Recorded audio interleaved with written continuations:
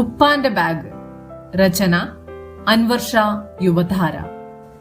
നമുക്ക് ഏറ്റവും പ്രിയപ്പെട്ട ഒരാൾ നമ്മെ വിട്ട് പിരിഞ്ഞു പോയിട്ടും അയാളുടെ ഓർമ്മകൾക്കൊപ്പം അയാൾ നിധി പോലെ കാത്തു സൂക്ഷിച്ചതോ ഇഷ്ടത്തോടെ കൂടെ കൊണ്ടു നടന്നിരുന്നതോ ആയ ഒരു വസ്തു അത് നമുക്ക് കിട്ടിയാൽ കാലങ്ങൾ കഴിഞ്ഞിട്ടും നമ്മുടെ പ്രിയപ്പെട്ടവരുടെ കൂട്ടത്തിൽ അത് സൂക്ഷിക്കാൻ കഴിഞ്ഞാൽ, ഓർമ്മകൾ തരുന്ന സുരക്ഷയ്ക്കും സ്നേഹത്തിനും നൊമ്പരങ്ങൾക്കും അപ്പുറത്ത് ഒറ്റപ്പെടുമ്പോൾ ആ സമ്മാനം ഹൃദയത്തോട് ചേർത്ത് വെച്ച് നാം എത്രയോ തവണ വിതുമ്പിയിട്ടുണ്ടാകണം. 90കളിലെ മഴയായിരുന്നു. സ്കൂൾ വിട്ടു വന്ന് ഉമ്മറത്തിരുന്ന് മഴയിലേക്ക് നോക്കി അരി വറുത്തതും തേങ്ങാ ചിരകിയതും നല്ല ചൂടൻ സുലൈമാനിയും ഊതി ഊതി കുടിക്കുന്ന സമയം. മഴനൂലുകളുടെ അവ്യക്തതകൾക്കിടയിലൂടെ 2 രൂപങ്ങൾ. മഴ നനയിച്ച നാട്ടുപാതയിലൂടെ മുറ്റത്തെ ആര്യവേപ്പിന്റെ ഇലപെയ്ത്തുകളുടെ താഴെ വന്നു നിന്നു. ചീനിക്കര കവലയിൽ ചായക്കട നടത്തുന്ന നായരേട്ടന്റെ നീളൻ കുടയ്ക്ക് കീഴിൽ ഉപ്പയും ഉപ്പയുടെ തോളിലുള്ള നിറം മങ്ങിയ കാവി ബാഗും മഴ നനയാതെ വീടിന്റെ വരാന്തയിൽ വന്ന് പുഞ്ചിരിച്ചു. നിറം മങ്ങിയ കാവി ബാഗിൽ സ്ഥിരം കൊണ്ടുവരാറുള്ള എരിവുള്ള കോയമ്പത്തൂർ മിച്ചറോ കറുമുറെ കട്ടൻചായയുടെ കൂടെ കടിക്കുന്ന മുറുക്കോ ഒന്നുമായിരുന്നില്ല എന്റെ ലക്ഷ്യം. ബാഗിന്റെ രഹസ്യ അറയിൽ സൂക്ഷിച്ചു വെച്ച കടും നീലയും ഇളം നീലയും നിറത്തിലുള്ള അഡിഡാസിന്റെ പേര് പ്രിന്റ് ചെയ്തു വെച്ചിട്ടുള്ള കുഞ്ഞു ബാഗ്. അത് പുറത്തെടുക്കുന്നതിന് വേണ്ടിയുള്ള കാത്തിരിപ്പായിരുന്നു. വൈകുന്നേരത്തെ ചായ കുടിക്ക് ശേഷം അഡിഡാസിന്റെ ബാഗിൽ നിന്നും വീട്ടു ചെലവിനുള്ള പൈസ എടുത്ത് ഉപ്പ ഉമ്മയെ ഏൽപ്പിച്ചു. ആർക്കൊക്കെയോ കൊടുക്കുവാനുള്ള പണം വേറെ മാറ്റിവെച്ചു. ഒടുവിൽ എന്നെ അടുത്തേക്ക് വിളിച്ച് ബാഗിൽ നിന്നും ഒരു ഇല്ലന്റ് പുറത്തെടുത്തു. അത് ഞാൻ കോയമ്പത്തൂരിലേക്ക് ഉപ്പാക്ക് എഴുതിയ കത്തായിരുന്നു.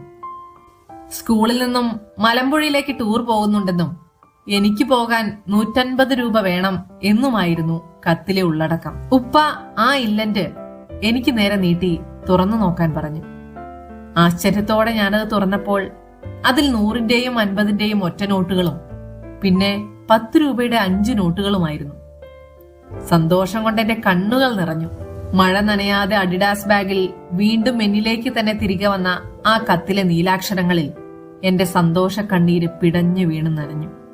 ഉപ്പ എന്നെ ചേർത്ത് പിടിച്ചപ്പോൾ അഡിഡാസിന്റെ കടും നീലനിറത്തിലുള്ള കുഞ്ഞു ബാഗിൽ മുഷിഞ്ഞ കുറച്ച് നോട്ടുകളും അല്പം നാണയത്തുട്ടുകളും പിന്നെ കുറച്ച് കടലാസ് തുണ്ടുകളും മാത്രമായിരുന്നു ബാക്കിയുണ്ടായിരുന്നത്. ഓരോ തവണയും 10ഓ 15ഓ ദിവസത്തെ അവധിക്ക് ശേഷം ഉപ്പ കോയമ്പത്തൂരിലേക്ക് തിരികെ പോകുമ്പോൾ അതിൽ അവശേഷിക്കുന്ന എല്ലാ നാണയത്തുട്ടുകളും എനിക്ക് തരും. സൂളൂരിലുള്ള ഇന്ത്യൻ എയർഫോഴ്സ് ക്യാമ്പിലെ ക്ലാസ് 4 ജീവനക്കാരനായിരുന്നു ഉപ്പ. പ്രിയപ്പെട്ടവരെ കാണുമ്പോൾ സ്നേഹത്തോടെ കെട്ടിപ്പിടിച്ച് കരയുകയും റേഡിയോയിൽ ഹിന്ദി പാട്ട് കേൾക്കുമ്പോൾ നിറഞ്ഞ കണ്ണുകൾ തുടയ്ക്കുകയും നിശബ്ദമായി പുഞ്ചിരിക്കുകയും ചെയ്യുന്ന ഉപ്പയുടെ കണ്ണീർ നനവുകളെ അന്നൊന്നും എനിക്ക് മനസ്സിലാകുമായിരുന്നില്ല. ഷൊർണൂരിൽ ട്രെയിൻ ഇറങ്ങി ബസ്സിൽ നാട്ടിലെത്തുന്ന ഉപ്പയുടെ ഓരോ വരവിനും തലമുടി നരയ്ക്കുന്നതിനോടൊപ്പം പഴയ ബെൽബോട്ടൺ പാൻസും വലിയ കോളറുകളുള്ള വെള്ള ഷർട്ടും നരച്ചതല്ലാതെ അധികമൊന്നും നിറം മാറിയെടുക്കുന്നത് കണ്ടിട്ടില്ല. അപ്പോഴും വലിയ കാവി ബാഗിനുള്ളിലെ കടും നീല നിറത്തിലുള്ള അഡിഡാസിന്റെ കുഞ്ഞു ബാഗ് നിറം മങ്ങാതെ തടിച്ചും മെലിഞ്ഞും 4 ജീവിതങ്ങളുടെ സ്വപ്നങ്ങൾക്കും പ്രതീക്ഷകൾക്കും നിറം നൽകുന്ന നിധി സൂക്ഷിപ്പുകാരനായി. കൊച്ചു വീടിനോട് ചേർന്ന് ബാത്റൂം പണിയുവാനും കിണറിൽ പമ്പ് സെറ്റ് ഇറക്കാനും അടുക്കള മാറ്റിപ്പണിയാനും 3 സഹോദരിമാരുടെ വിവാഹം കഴിപ്പിച്ചയക്കുവാനും എനിക്ക് വെറുതെ നടന്ന് പഠിക്കാനും സിനിമ കാണാനും പുസ്തകങ്ങൾ വാങ്ങാനും ഉപ്പ ഹൃദയത്തോട് ചേർത്ത് വെച്ച ആ അഡിഡാസ് ബാഗ് കുറെ വട്ടം മെലിഞ്ഞും തടിച്ചും നിശ്വസിച്ചും തളർന്നും പൊട്ടിയ സിബിന് പകരം പുതിയത് വെച്ചും ഉപ്പയുടെ ഓരോ കോയമ്പത്തൂർ ഷൊർണൂർ യാത്രകളിൽ കൂടെ സഞ്ചരിച്ചിട്ടുണ്ട്. എത്ര ശക്തിയായ മഴയിലും കാറ്റിലും ഉലയാതെ നനയാതെ നിറം മങ്ങാതെ ഉപ്പയുടെ ഹൃദയത്തോടൊപ്പം ചേർന്ന് നടന്ന കടും നീല നിറത്തിലുള്ള കുഞ്ഞു ബാഗായിരുന്നു ഞങ്ങളുടെ എല്ലാം. മഴയുള്ള ഒരു വൈകുന്നേരം അധികം പരിചിതനല്ലാത്ത ഉപ്പയുടെ കൂട്ടുകാരന്റെ കൂടെ നടക്കുവാൻ കഴിയാത്ത വിധം തളർന്നു വരുമ്പോൾ കാവി നിറത്തിലുള്ള വലിയ ബാഗ് ഉപ്പയുടെ കയ്യിലില്ലായിരുന്നു. പകരം തമിഴിൽ എന്തോ എഴുതിയ തുണിസഞ്ചിയിൽ ഉപ്പയുടെ 2 ഷർട്ടുകൾക്കിടയിൽ അഡിഡാസിന്റെ ആ കുഞ്ഞു ബാഗ് ശ്വാസം മുട്ടി കിടപ്പുണ്ടായിരുന്നു.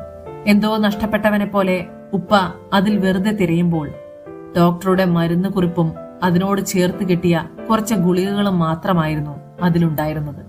മനസ്സും ശരീരവും തളർന്ന് ശബ്ദം നഷ്ടപ്പെട്ട് ചെറിയ വീടിന്റെ ഇരുണ്ട മുറിയിൽ മുറ്റത്തെ ആര്യവേപ്പിന്റെ പച്ചില പ്രതീക്ഷകളിലേക്ക് നോക്കിയിരിക്കുന്ന എന്നെ നോക്കി വിതുമ്പുമ്പോൾ എനിക്കെടുത്തു തരാൻ ഉപ്പയുടെ വിറയ്ക്കുന്ന കയ്യിലുള്ള നിറം മങ്ങി തുടങ്ങിയ നീല ബാഗിൽ ചില്ലറത്തുട്ടുകൾ പോലും അവശേഷിച്ചിരുന്നില്ല.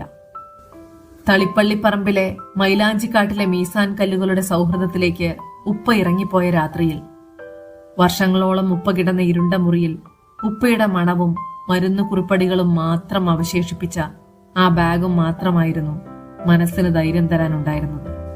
പ്രവാസത്തിലേക്കുള്ള യാത്രയിൽ കൊണ്ടുപോകാനുള്ള വസ്തുക്കളുടെ ഇടയിൽ എന്റെ സർട്ടിഫിക്കറ്റുകളും ഫോട്ടോയും പാസ്പോർട്ടും വിസയും സൂക്ഷിച്ചു വെക്കാൻ ആദ്യം കിട്ടിയത് ഉപ്പ സമ്മാനിച്ചു പോയ നിറം മങ്ങിയ ആ കുഞ്ഞു ബാഗായിരുന്നു. ഇപ്പോഴും സങ്കടം വരുമ്പോഴും കുറ്റപ്പെടുത്തലുകൾ കേൾക്കുമ്പോഴും പതറിപ്പോകുമ്പോഴും ആരുമില്ലല്ലോ എന്ന തോന്നലുകൾ ഉണ്ടാകുമ്പോഴും എന്റെ ഹൃദയത്തോട് ചേർന്നുകൊണ്ട് ഞാനില്ലേടാ എന്ന് സ്നേഹത്തോടെ പറയാൻ അഡിഡാസിന്റെ കുഞ്ഞു ബാഗ് എന്റെ കൂടെ തന്നെയുണ്ട്. 2 ദിവസം മുൻപ് പെയ്ത മഴയിൽ സൂഫി വില്ലയിലെ റൂമിൽ വെള്ളം കയറിയപ്പോൾ വലിയ ബാഗിൽ സൂക്ഷിച്ച എല്ലാം നനഞ്ഞിട്ടും എന്റെ കണ്ണുകളെ മാത്രം നനയിക്കാനായി, അല്ലെങ്കിൽ എന്റെ കണ്ണീരിനെ മാത്രമേ തന്നെ നനയിക്കാനാവൂ എന്ന വീമ്പോടെ ആ കുഞ്ഞു ബാഗ് അജയ്യനായി നിന്നു. ചൂടുള്ളപ്പോൾ തണുപ്പായും മഞ്ഞു പെയ്യുമ്പോൾ ഇളം ചൂടായും എനിക്ക് പ്രിയപ്പെട്ടതെല്ലാം സൂക്ഷിക്കാൻ 20 വർഷം മുൻപ് എന്റെ കൂടെ കൂടിയ, അതിന് എത്രയോ മുൻപ് ഉപ്പയുടെ കൂടെ കൂടിയ, ഉപ്പയുടെ മണവും ആത്മാവുമുള്ള ബാഗ് എന്റെ കൂടെയുണ്ട്.